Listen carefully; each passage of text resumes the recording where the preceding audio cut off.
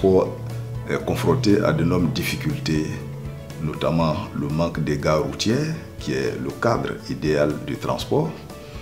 Il n'y a pas de gares modernes, il n'y a donc pas de route. Les véhicules sont vétustes. Les transporteurs, généralement, font des grèves de façon intempestive.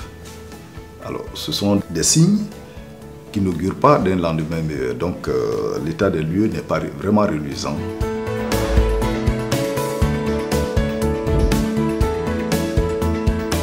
Dans la région de San Pedro, le transport est caractérisé par la présence d'une multitude de petites sociétés qui ont véritablement une gestion informelle. Mais quand même, nous avons 3 sociétés qui essaient de faire des efforts pour satisfaire aux besoins de la population. Le parc automobile est très vieillissant. La moyenne d'âge tourne autour de 20 ans. Nous n'avons pas d'infrastructure routière. Au niveau du transport rural, toutes les pistes sont coupées. Nous avons des difficultés pour faire sortir la production des paysans de la brousse pour venir en ville. En ville, il y a assez de taxis, mais comme il n'y a pas de route, ils se trouvent pratiquement tous au garage.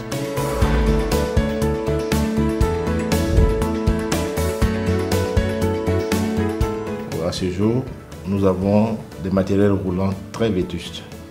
Je prends les exemples des BACA, qui aujourd'hui, excusez-moi le terme, sont comparés à des tombeaux roulants. Les transports organisés que sont les transports de masse de haute capacité sont en pleine rénovation. Les transports marchandises, c'est la même chose. Pour dire que l'état des lieux au niveau du système de transport va mieux.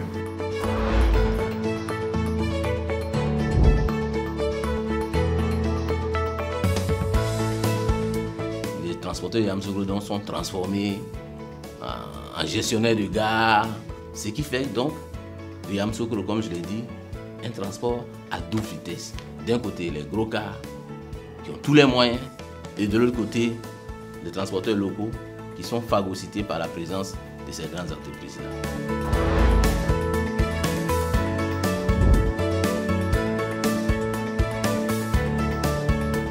Aujourd'hui, avec les formules classiques que nous avons, tout le monde peut être transporteur.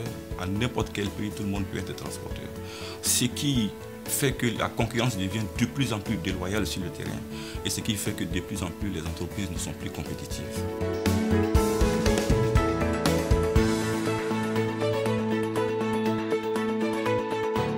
De la République, donc son Excellence M. Alassane Ouattara, a clairement décliné les objectifs en ce qui concerne donc le transport en Côte d'Ivoire. Premièrement, il s'agit de faire en sorte que nous ayons un secteur de transport moderne, d'un secteur de transport à même, donc d'assurer la mobilité donc, des personnes, un secteur de transport en termes de logistique qui soit capable de faire en sorte que la croissance donc, soit soutenue. Sans transport, il n'y a pas d'activité économique et pour le président de la République, il était important que nous puissions donc faire en sorte que le secteur de transport dans son entièreté, que ce soit le transport aérien, le transport maritime et portuaire et le transport terrestre, donc soit à même de soutenir donc la croissance, le dynamisme économique, d'accompagner la croissance économique, mais également de permettre à nos compatriotes donc de se déplacer dans de bonnes conditions. Il y a une politique vigoureuse de renouvellement du parc automobile qui est engagée donc par le président de la République et le gouvernement, mais il y a aussi un certain nombre de réformes en ce qui concerne donc le secteur des transports routiers de façon générale, y compris la qualité des véhicules, la qualité des conducteurs, la qualité aussi de gestionnaires d'entreprises de transport. L'État a contracté un prêt de l'ordre de 118 milliards de francs CFA en vue d'importer 3600 véhicules de marque Ashok Leyland, une firme automobile indienne, qui seront ensuite placés via les banques auprès des entreprises de transport, à charge pour elles de les exploiter et de rembourser progressivement conformément à la maturité aux conditions du prêt qui seront mis en place. Parallèlement à ce modèle financier, nous avons développé des modèles alternatifs qui ont permis de mettre en circulation à ce jour 217 taxis.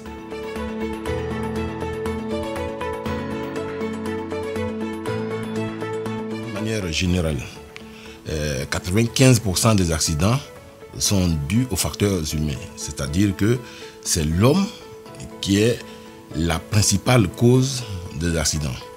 Lorsqu'on décline un peu plus cela, on a le défaut de maîtrise donc, du véhicule. Ça représente 32% des accidents et cela entraîne 23% des tués. L'imprudence du conducteur et qui représente 31% des accidents pour 24% des tués. L'imprudence du piéton qui représente 11% des accidents pour 16% des tués. Le stationnement dangereux, 11% des accidents et 16% des tués également. Et l'excès de vitesse, 5% des accidents, mais 14% des tués. L'usage des deux roues constitue une préoccupation majeure parce que, voyez-vous, les deux roues représentent 13% des accidents et 22% des tués. Il y a quelque chose à faire de ce point de vue.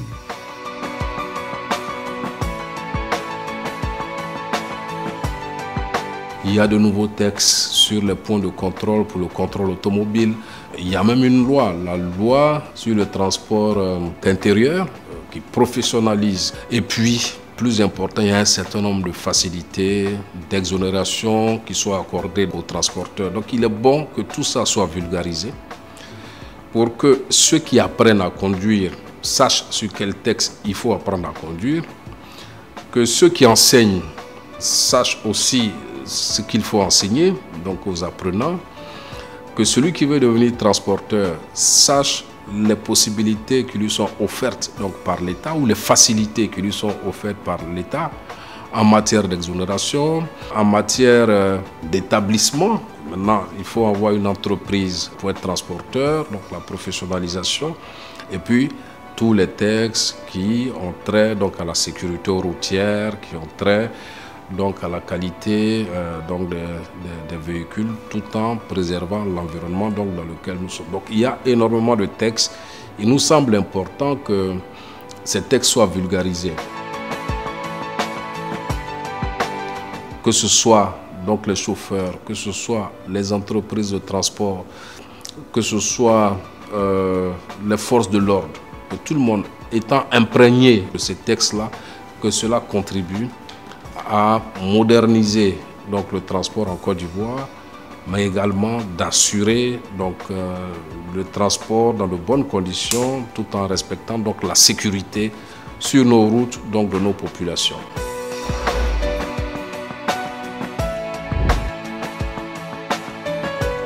Les actions à mener, ce sont les actions que nous menons habituellement. Chaque fois que le gouvernement nous donne des instructions pour l'application des mots d'ordre, des décisions du gouvernement. Et c'est la même voie que nous utilisons, que nous allons utiliser pour faire connaître ces réformes qui sont très importantes. Parce que vous savez, le secteur du transport, c'est un secteur vital dans l'économie de notre pays. En dehors de ça, il y va même de la vie des citoyens. On va d'abord parler de la haute autorité qui a été créée. Tous les syndicats doivent se reconnaître dans cette haute autorité. Je pense que ça va permettre de mettre fin à l'anarchie. La deuxième chose à faire après, c'est de voir un peu avec les auto-écoles qui sont implantées ici. Il faut qu'il y ait un peu de rigueur dans la délivrance des permis de conduire. Nous allons demander aussi la rigueur aux forces de l'ordre qui sont sur le terrain, qui travaillent avec nous. Continuer l'action des auto-écoles sur le terrain.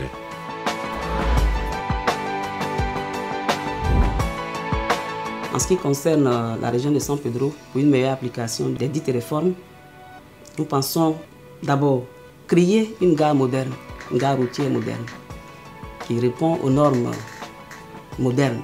Ensuite, nous allons procéder à identifier tous les acteurs du secteur. Après les avoir identifiés, nous allons les former en vulgarisant les tests qui régissent le secteur. Après les avoir vulgarisés, quand ils seront à même de maîtriser tous les tests qui régissent le secteur, nous allons les sensibiliser à adhérer aux dites réformes. Il faut faire confiance au gouvernement. Il faut faire confiance au président de la République et au Premier ministre. Nous travaillons dans l'intérêt de tous nos concitoyens.